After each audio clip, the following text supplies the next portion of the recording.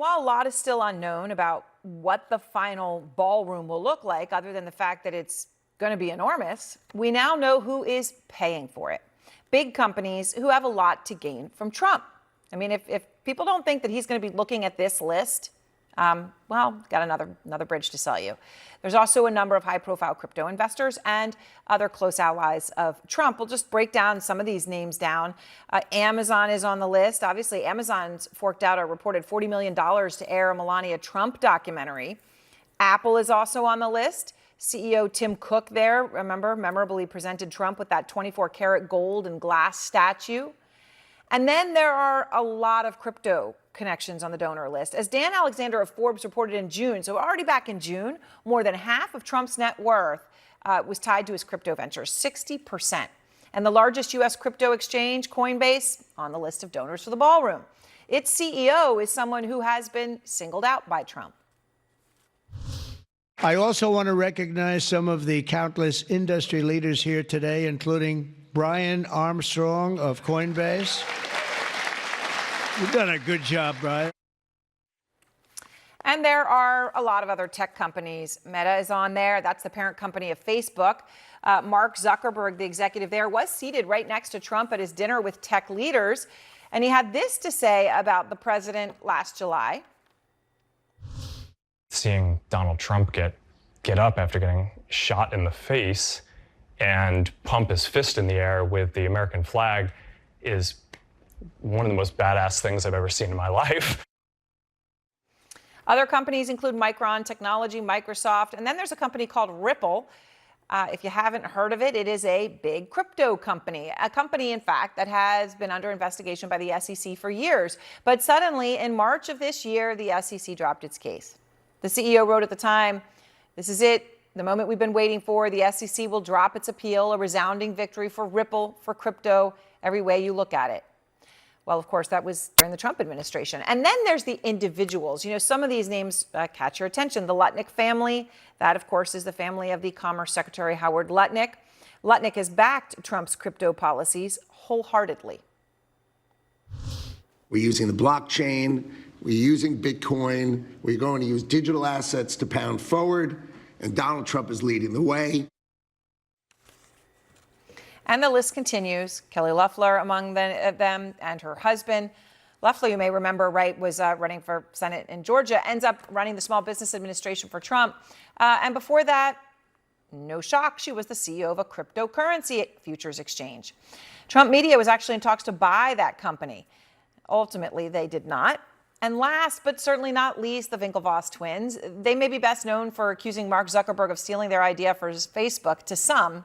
But since then, they've become billionaires. And in fact, they have become two of the biggest names in all of crypto. Tyler and Cameron Winklevoss, these are two smart, handsome guys. They got the whole package. They've got the look, they've got the genius, got plenty of cash. And while the list of donors is long, it is unclear if Trump is going to need even more of them. Have you raised the full $300 million needed to fund your ballroom? And how much specifically are you donating to this construction raised, project? I think, $350 million. All donor money and money that we put up. And how much specifically are you donating to it personally? How much am I donating? Yes. I won't be able to tell you until I finish, but I'll donate whatever's needed. Obviously, I'm not answering that question. Kristen Holmes is out front. She's live outside the White House, where you are seeing this for yourself, of course, just in every day as you work, Kristen. The White House was on defense about the project during the day, just as Trump was there, right? Not wanting to talk about whether he's contributed anything. Yeah, Aaron, I mean, it was pretty striking to see how many questions the press secretary got on the ballroom and just how defensive the White House has been on this project, particularly given this is a White House that often does not go on the defensive. They are often on the offensive.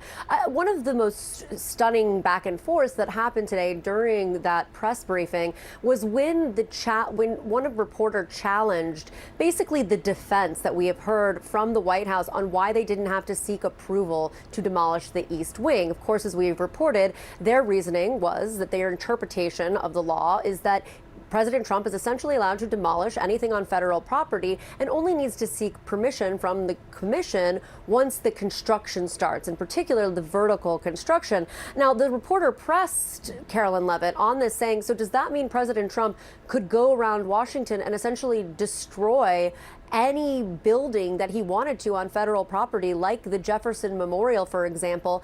And there was a lot of dancing around the answer. There was no direct, no, it does not mean that. It was more, we didn't come up with this. This is the law type of reaction. No, we can't demolish anything that we set our eyes on or set our sights on.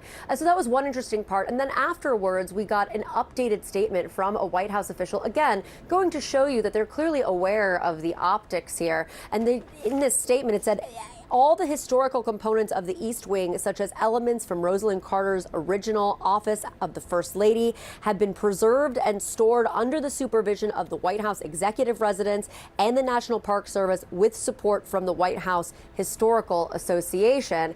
Again, this is all going to show you that they're trying here to put out this information because they understand there's a lot of outrage over this. Donors paying for the ballroom, and we should give credit to the White House for providing us with this list, but they include Amazon and Apple and Meta and Google, as well as some wealthy individuals. Commerce Secretary Howard Lutnick, the Winklevoss twins, who have a lot of interest in crypto. A lot of these companies and people are going to have businesses before the Trump administration, if they don't already. Crypto companies like Coinbase, tobacco companies like Altria, Palantir handles data software, and on and on and on and on. It is obviously a charitable donation. It's philanthropy. But also, in Washington, is anything ever really charity? Yeah, well, it certainly seems like it's not right now, Jake. I mean, look, I think Joan is exactly right. When you are the average voter, the average swing voter, I should say, who was trying to decide who to vote for in this last election, and ultimately came down on the side of Trump because you thought your grocery bills were too high, your medicine, the cost of medicine was too high, your gasoline was too high, and you wanted to, send a sign to Washington that you wanted to shake things up. Now you're looking at this and you're saying, okay, Donald Trump asked for $260 million for the Department of Justice, or pretty much demanded it, because he said that the DOJ, as in the taxpayers of America, owe him this money. He's done nothing to address the cost of goods and services in this country. In fact, if anything, costs have gone up. And then you also, put on top of that the fact that he is going to all of these companies and saying, corporations, and saying, give me money to tear down and redo the East Wing so it looks like the Trump ballroom at Mar-a-Lago or whatever he wants it to look like. If you're the average person, you're saying, you know what? One of the reasons why I voted for him is I thought he was going to help me and my family with costs. Instead, he is catering to billionaires. Billionaires are catering to him. And if there's one thing, Jake, that we know that works in messaging for either party, for just any American, it is when you are serving an elected office and you are catering to billionaires over middle-class families. That never works. So this is only going to make things worse for him. But also, Jake, just as a citizen of America who's had the opportunity and the privilege to work in the White House during 3 separate administrations, it is absolutely devastating to me to watch an area of the White House that I've spent a lot of time in, and millions of Americans have too, just be demolished as if it was just some crummy old building that contractors are coming in and tearing down at Trump's demands.